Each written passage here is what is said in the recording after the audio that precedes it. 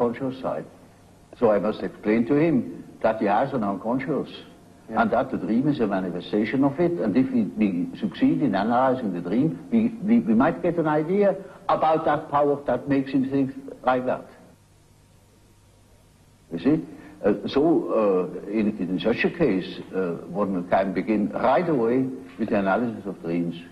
Carl Gustav Jung es una de las grandes figuras de la psicología y psiquiatrías contemporáneas, quizá el más interesante discípulo de Sigmund Freud.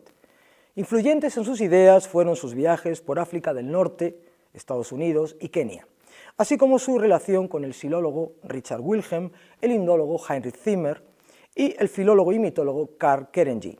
Entre sus libros figuran Sobre cosas que se ven en los cielos, Recuerdos, sueños y pensamientos, Sincronicidad, Psicología y alquimia, Psicología y religión, Simbología del espíritu y Símbolos de transformación.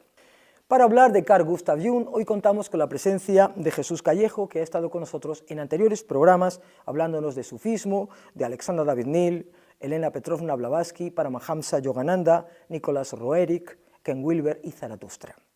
Es colaborador en distintos medios de comunicación, contertulio del programa de radio La Rosa de los Vientos y escritor que tiene en su haber más de una veintena de libros, entre los que destacamos Fiestas Sagradas, Bestiario Mágico, Secretos Medievales, Breve Historia de la Brujería, Enigmas Literarios y Las Profecías del Tercer Milenio. Buenos días, Jesús.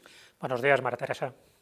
A Jung se le considera discípulo de Freud, pero mantuvieron una difícil relación de admiración y odio, cuyas divergencias fueron mayores, quizá, que sus puntos de encuentro. En pocas palabras, ¿en qué consistían esas diferencias? Sí, la verdad que la relación que tuvieron ellos fue muy dispar en esos 5 años de convivencia pseudo-pacífica, porque se le considera un discípulo, pero también se le considera un colaborador. Realmente tuvieron muchos problemas a la hora de congeniar varios puntos, entre ellos, como no, el de la libido. Jung le conoce a Freud gracias a su libro de la interpretación simbólica de los sueños y a partir de ahí empiezan a tener una relación profesional y personal bastante intensa, pero chocaron en puntos muy fundamentales. Freud, para él la psique estaba dividida en 3 factores muy claros, ¿no? Que era la consciencia, preconsciencia e inconsciencia, y sin embargo Jung pensaba que había un inconsciente personal y un inconsciente colectivo, donde derivaban los arquetipos, y eso como que a Freud no le entraba muy bien en la cabeza. Y, por otra parte, todo lo que tenía que ver con los mitos, la simbología, la religión y los fenómenos paranormales, Freud siempre mantuvo una distancia respecto a Jung, incluso en algunos casos anecdóticos que convivieron, como fue en 1907 en Viena, donde determinados objetos crujían y se movían, y eso se sabe que fue uno de los detonantes para que Freud se desviara de las tesis que mantenía Jung. Jung pasaba largas temporadas en la Torre de Bollinger, su lugar favorito de descanso, creatividad, donde le ocurrieron varios episodios extraños y sobrenaturales. ¿Puedes comentar alguno de estos episodios? A Jung, para entenderle en su totalidad, hay que pensar que él tuvo un lugar, que era esta Torre de Bollinger, que él construyó a su medida, con todo tipo de simbolismo, de geometría sagrada, para recogerse en sus momentos de intimidad y meditación, y donde tuvo muchísimas de esas experiencias paranormales y que cuenta en su autobiografía. Hay tantas cosas que se podrían decir de él que incluso su hija mayor tenía sensaciones extrañas en ese lugar, hasta el punto que le llegó a decir que estaba construyendo en un lugar donde había muertos. Y luego, con el tiempo, cuando él hace distintas reformas en la Torre de Bollinger, se confirma que efectivamente ahí había personas muertas, era como una especie de cementerio de la época napoleónica, del año 1799, que él no podía saber, ni su hija podía saber, pero que estaba cargado todo aquello de un tipo de energías psíquicas que luego él vivió con distintas experiencias auditivas y visuales que tuvo a lo largo de todo el resto de la vida que pasó en la Torre de Bollinger. A Jung le interesó todo lo que ahora podríamos denominar ciencias ocultas, por ejemplo, la alquimia, la interpretación simbólica de los sueños, los fantasmas, el tarot, el espiritismo, la mediumnidad e incluso los ovnis, tema que abordó en su obra sobre las cosas que se ven en el cielo. ¿Cuál es tu teoría al respecto? Esta obra la publica Jung en el año 1958, cuando estaba en auge toda la fenomenología ufológica. En los ovnis la etapa oficial es en 1947, así que en ese momento había ya muchos investigadores, muchos avistamientos, muchas personas que decían haber tenido sueños o encuentros con este tipo de objetos, y Jung lo interpretó dentro desde su psicología analítica como un arquetipo, una simbología relacionada con el mandala por la redondez de estos ovnis. Así que su obra, que su título original era Un mito moderno sobre las cosas que se ven en el cielo, pensaba que tenía que ver con una proyección mítica, con el inconsciente colectivo, con uno de los arquetipos más recurrentes en la historia de la humanidad, y que, así como estaba basado en una realidad emocional, los avistamientos ovni, también decía que en muchos de los casos su naturaleza era psíquica y física. Es decir, no negaba el fenómeno, decía que era un fenómeno que tenía que ver mucho con el inconsciente colectivo y personal, pero también que se manifestaba en épocas de crisis. Y efectivamente esas teorías que él estableció en el año 1958 siguen siendo muy válidas actualmente, porque él dio una interpretación analítica y sociológica de un fenómeno que tiene muchas aristas, y una de ellas es lo que en su momento comentó Jung. Se dice que Jung siempre mantuvo una postura espiritual muy diferente de las religiones convencionales, como si hubiera creado su propio misticismo. ¿Es esto cierto? Es cierto que Jung siempre tuvo su propia religión. Él renegaba de las religiones convencionales, pensaban que eran religiones muertas. De hecho, su padre era un pastor luterano y nunca estuvo de acuerdo con esa religión, con el cristianismo. También renegó mucho del catolicismo, así que gracias a sus estudios, gracias a todo tipo de influencias que él tuvo, tanto de Oriente como de Occidente, se puede decir que tuvo un misticismo propio. Él quería buscar a Dios de una forma más inmediata, más directa, no quería intermediarios, no le gustaban las iglesias y no le gustaba ningún tipo de religión ortodoxa. Entonces él sí se basó mucho en sus experiencias personales, que tuvo muchísimas, y él tenía un concepto de que era más fácil llegar a Marte que encontrarse a sí mismo. Decía Jung que si el hombre no se encuentra a sí mismo, corre un peligro inminente, que es el de su aniquilación. Por eso él pensaba que la búsqueda de la divinidad, la búsqueda de Dios, como lo entendiera cada uno, era uno de los fundamentos del ser humano y de su desarrollo personal. De ahí que él estuviera muy imbricado dentro de una tendencia gnóstica, que es ese esoterismo cristiano, más que en el cristianismo en sí. De hecho, llevaba un anillo gnóstico en su mano izquierda. Por lo tanto, muchas de sus obras, muchos de sus pensamientos tienen que ver con esa parte más mistérica y más gnóstica del mundo religioso. Jung sufrió un infarto de miocardio en 1944 que casi le cuesta la vida. Sin embargo, supuso para él el inicio de una nueva etapa y la visión trascendental del espacio y del tiempo, en el que tuvo una experiencia extracorporal. ¿En qué consistió esta experiencia? A primeros de 1944 él tiene un problema en el pie, se lo fractura, y inmediatamente después sufre un infarto que le pone pues eso, al borde de la muerte, donde él pasa una temporada bastante mala en el hospital, 3 semanas, donde sufre una serie de visiones, de experiencias oníricas muy vívidas para él, de tal forma que cuando luego él lo cuenta en su autobiografía, en esos recuerdos, sueños y pensamientos, dice que se sintió como si fuera una proyección astral, es decir, fuera de su cuerpo, donde veía el mundo a su alrededor, pero a una cierta distancia.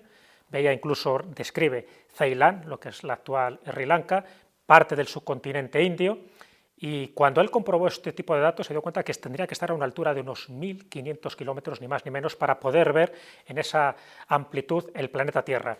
Pero lo más importante de lo que él cuenta es la sensación de paz, de plenitud, de felicidad que sentía justo en los momentos que él tenía este tipo de visiones. Cuando despertaba por la mañana es cuando se sentía como si estuviera en una especie de cárcel, en unas celdas. Él tuvo como una visión de eso que en el Oriente se llamaría maya o ilusión. Es decir, vivimos en un mundo tridimensional donde cada ser humano está dentro de un compartimento, de una celda, y eso es lo que a él le repercutía como algo negativo. Donde él se sentía libre, donde se sentía feliz, era cuando tenía esta sensación de estar flotando en el espacio y de que todo formaba parte de él mismo. Entonces, cuando esto lo cuenta y se parece tanto a una experiencia mística de las muchas que conocemos por parte de otros maestros del mundo oriental, es cuando te das cuenta de que realmente esa experiencia le cambió hasta tal punto que muchas de las obras que publicó a partir de 1944 estaban influidas directamente por esta sensación que él estuvo cuando prácticamente estuvo entre la vida y la muerte. Mandala is just one typical archetypal form. It is what they call in alchemy the quadratura circuli, a square in the circle, or the circle in the square. And it is an age-old symbol that goes right back in the prehistory of man, and is all over the earth. And it either expresses the deity or the self. And these two terms are psychologically very much related, which doesn't mean that I believe that God is a self or that the self is God. Hace poco se ha publicado el libro rojo, o Liber Novus, gracias al permiso de su familia, en el que cuenta multitud de historias inéditas, entre ellas la existencia de un espíritu guía llamado Filemón. ¿Cómo describe a este personaje? Ese es uno de los aspectos a lo mejor menos conocidos de Jung. De Jung, bueno, todo el mundo sabe ciertas cosas dentro de su psicoanalítica analítica y sobre todo pues todo aquello que contribuyó al desarrollo de la psiquiatría, pero se desconocen muchos de estos aspectos inéditos, ocultos, misteriosos, se podría decir que hasta esotéricos, y lo que él cuenta en este libro rojo, que se ha publicado en el 2009 y gracias a ese consentimiento de sus nietos, porque es un libro que se mantuvo en una caja fuerte durante todo este tiempo, desde que él muere en el año 1961 hasta ahora.